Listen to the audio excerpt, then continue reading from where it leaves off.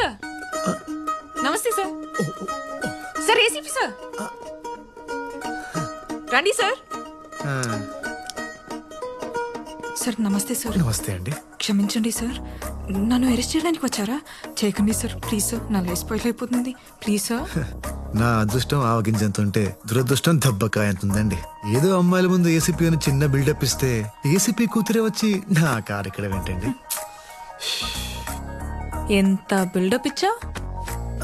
Pan card ని చేతిలో మూసేసి పోలీస్ ఐడెంటిటీ కార్డ్ లో చూపిస్తావా? పదా. ఎక్కడికండి? రాత్రి చాటింగ్ లో ప్రపోజ్ చేసుకున్నారంట కదా. నాన్న వెయిట్ చేస్తున్నారు. అమ్మకి డైవర్స్ ఇచ్చి నిన్ను చేసుకుంటారంట. అంటే యాక్చువల్లీ మీరు ఇచ్చిన నంబర్ నేను మీదనుకుని మొత్తం చెప్పేశారా?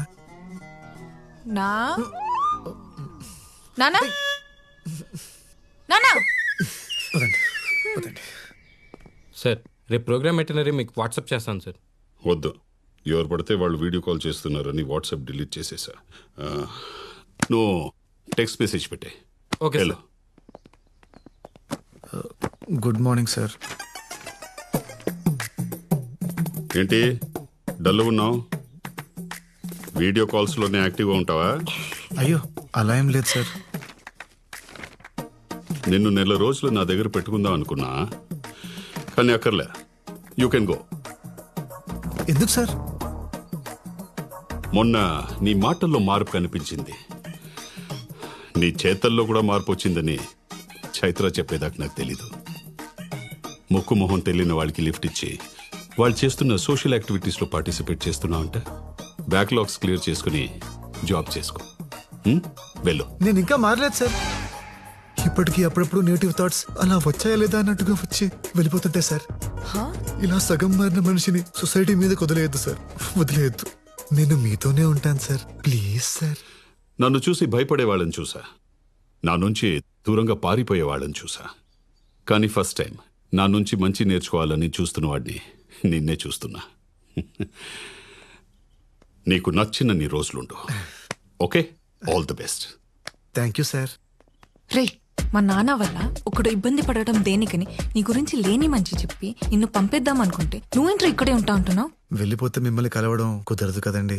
నన్నెందుకు కలవాలి? నన్నెందుకు కలవాలి? డాడీ పోలీస్, డాటర్ దొంగ.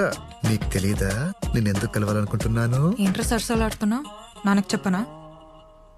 నా నా నానా చైత్ర, నీ కార్ లేదు కదా? భీష్మ తనని ఆఫీస్లో డ్రాప్ చేసే. Okay sir. Thanks, bye.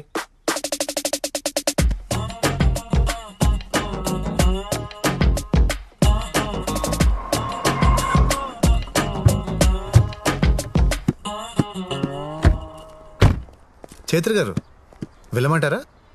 Wait చే. ఎప్పటిదాకా? ఈవినింగ్ దాకా. ఏ ప్రాబ్లమా? పడుకుంటాను, ఇక్కడే పడుకుంటాను. మీకేమైనా ప్రాబ్లమా? ఆర్గానిక్ ప్రొడక్ట్స్కి ఇండియాలోనే కాదు, ఫారిన్ మార్కెట్స్లో కూడా మంచి డిమాండ్ ఉంది. మన కంపెనీ కూడా ఎక్స్పోర్ట్ స్టార్ట్ చేస్తే బాగుంటుందని నా అభిప్రాయం సార్. నువ్వేమంటావు చైత్ర? మీరు కంపెనీ స్టార్ట్ చేసింది ఇక్కడ రైతుల కోసం, ఈ నేల కోసం సార్. ఇప్పుడు ఎక్స్పోర్ట్ స్టార్ట్ చేస్తే మన బిజినెస్ ఎక్స్పాండ్ అవుతుంది, కానీ బిజినెస్ గానే మిగిలిపోతుందేమో అనిపిస్తుంది సార్. ఎక్స్పోర్ట్ స్టార్ట్ చేస్తే రైతులకు ఇంకా మంచి రేట్ ఇవ్వచ్చు కదా సార్? రైతులకి మంచి రేట్ ఇవ్వడం ఎంత ముఖ్యమో ఇక్కడ జనాలకి మంచి ఆహారం ఇవ్వడం కూడా అంతే ముఖ్యం. ఎగ్జాక్ట్లీ సార్, మా మనసులో ఉన్నదే మీరు చెప్పారు. Thank you.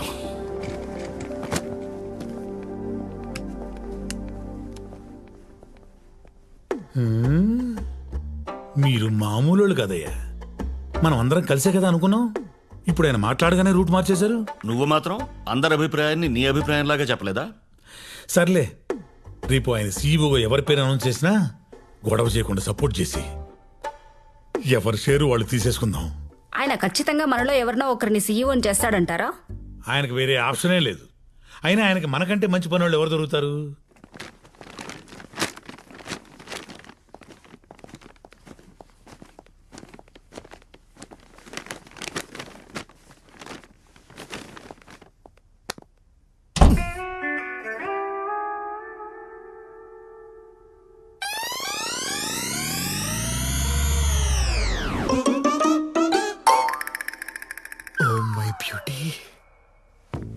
పిలిచారా సార్?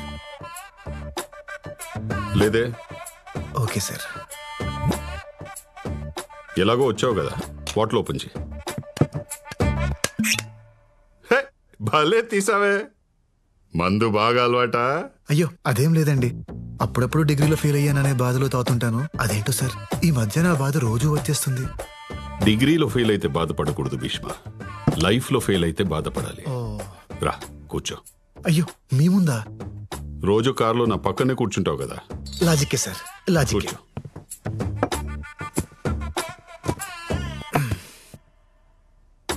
పెగ్గే, నాది చాలా discipline lifestyle Bheeshma. Morning 2 eggs, evening 2 pegs, night 2 legs. Sir chicken legs అన్నానయ్యా, ప్రోటీన్స్. Okay okay sir.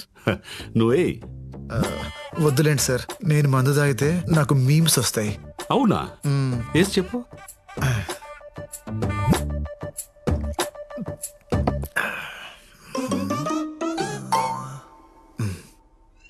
కింద పైన ఊపు, మా ఏసీపీ సార్ తోపు. బాగుందయ్యా, ఇంకోటి చెప్పు. 1 minute సార్, ఐస్ క్యూబ్స్ తీసుకురా తీసుకురా వెళ్ళు.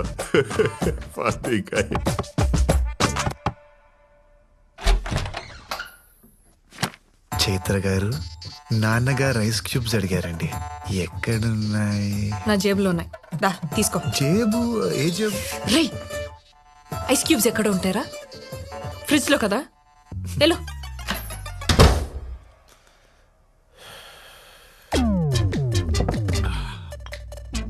ఐస్ ఎక్కడ? దారిలో జలుబు చేస్తుందేమో అని డౌట్ వచ్చి వెనక్కి వచ్చాను సార్. ఈసారి ఊపడాలు కాకుండా ఏదైనా పవర్ఫుల్ గా చెప్పు. పవర్ఫుల్ గా అంటే హీరో హోండా స్ప్లెండర్. ఏంటే హీరో హోండా స్ప్లెండర్, మా ACP sir thunder. Super timing sir. మందు తాగేటప్పుడు ఇలాంటి ఎంటర్టైన్మెంట్ మిస్ అయ్యాను రా. ఇంకా చెప్పు. 1 minute సార్, సోడా తీసుకొస్తా. తాగు, తీసుకో సార్. చెప్పు. చిప్స్ తీసుకో. Thunder sir. పికిల్. నువ్వు వెళ్ళడానికి డిసైడ్ అయ్యావు కదా, దొంగ. హలో. ఓకే. మరేమో ఏంటి? నాన్నగారు మందులోకి పికిల్ కావాలన్నారు. ఎక్కడా అని. ఏంట్రా నీ ప్రాబ్లము? సారే అడిగారు. నాన్న ఐస్ క్యూబ్స్ వాడరు, పిక్కలు తినరు. ఇంకొకసారి ఆయన పేరు చెప్పి డిస్టర్బ్ చేస్తే గన్ నోట్లో పెట్టి కాల్ చేస్తా. నీ లవ్ స్టోరీ ఎంతవరకు వచ్చిందిరా? ఖచ్చితంగా ఒకే పోతుందన్న, కానీ పాపం ఆ జేపీ అంకుల్ పరిస్థితి తలుచుకుంటేనే జాలేస్తుంది. జేపీయా? వాడికేమైంది? నన్ను ఏసీపీ దగ్గర జాయిన్ చేశాడు కదా, ఆయన కూతురే నాన్న ఈ అమ్మాయి. నైస్.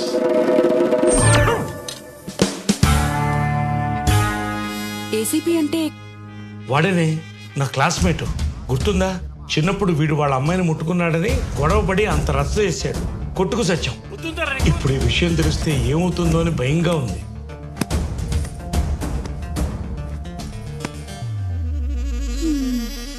భూమి గుండ్రంగా తిరిగినట్టు వీడేంటండి తిరిగి తిరిగి మళ్ళీ మొదటి అమ్మాయి దగ్గరికే వచ్చాగాడు? అసలు వీడిని అనాలే, వద్దు అంటుంటే తీసుకెళ్ళి ఆ దేవాగడి దగ్గర పెట్టాడు. ఒరేయ్, కూల్గా ఏం జరిగిందో చెప్పరా. వీడు దేవాగడి కూతుర్ని లవ్ చేస్తున్నాడు రా.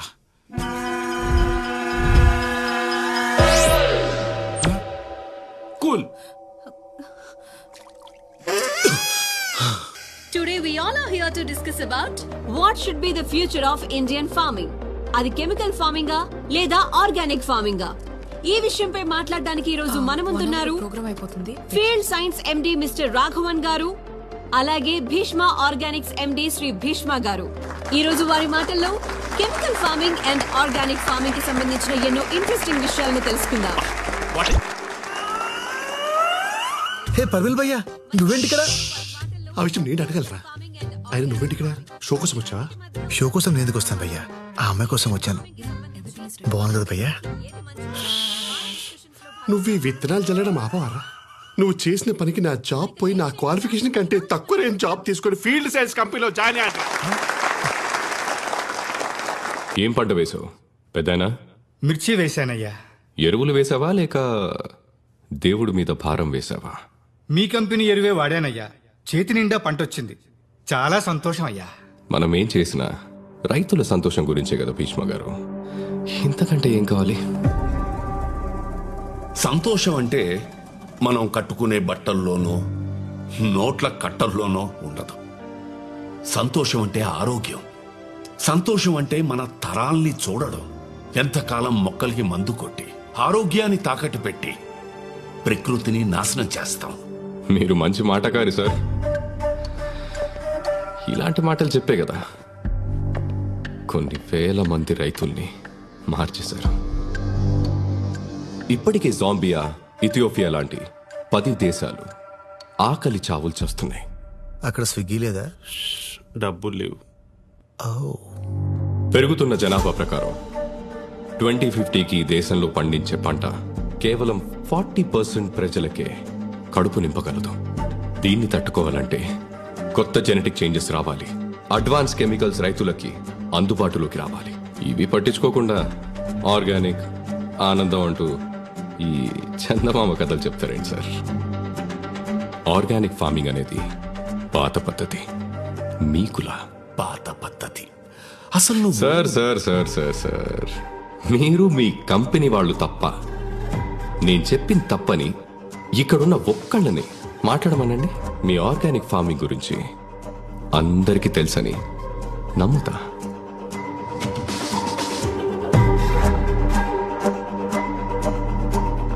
అయ్యా, ఇప్పుడు ఆ అమ్మాయిని ఇంప్రెస్ చేయాలంటే ఏం చేయాలి? నువ్వు మాట్లాడరా. నువ్వు మాట్లాడితే నా స్టేటస్ పడిపోయింది. అమ్మాయి పడదా? సార్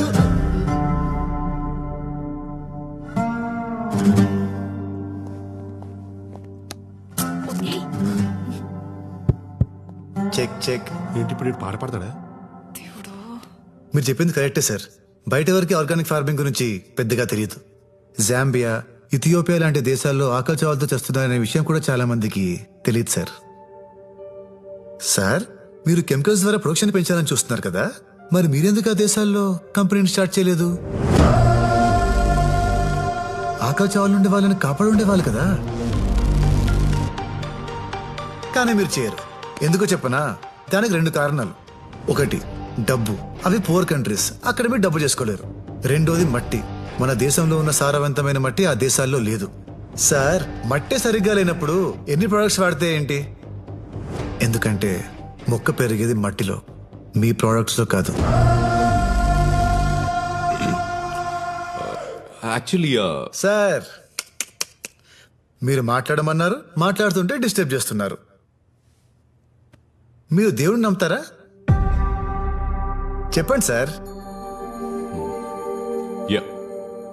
అర్రే, టెక్నాలజీ ఇంత పెరిగినా ఇంకా పాత దేవుణ్ణి నమ్ముతున్నారా? మరి పాతకాలం నుంచి ఆర్గానిక్ ఫార్మింగ్ చేస్తే తప్పేంటి సార్?